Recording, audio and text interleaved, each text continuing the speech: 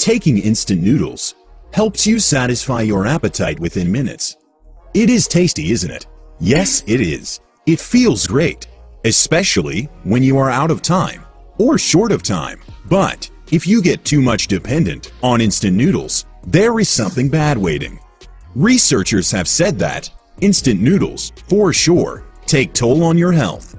They have asked for thinking twice before making instant noodles a habit. A number of studies have been conducted focusing the health and nutrition value of instant noodles.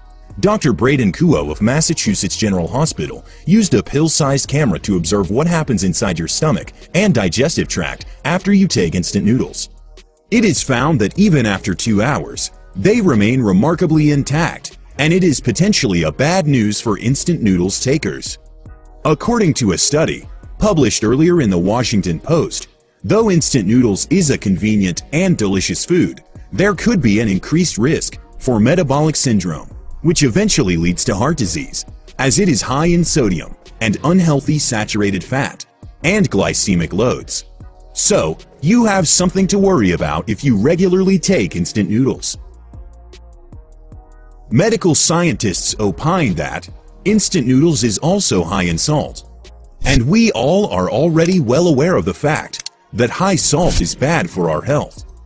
In a study published in the American Journal of Hypertension in 2014, high dietary sodium consumption was recognized as a major factor in high death rates in 23 case studies. Another bad news about instant noodles is it might activate inactive cancer cells, much like other processed foods. Doctors also suggested instant noodles has always been a bad choice for people with diabetes and high blood pressure. It is to mention that one of the studies has compared the diets of instant noodle consumers and non-instant noodle consumers. It is obvious that instant noodle consumers have an increased intake of a few micronutrients.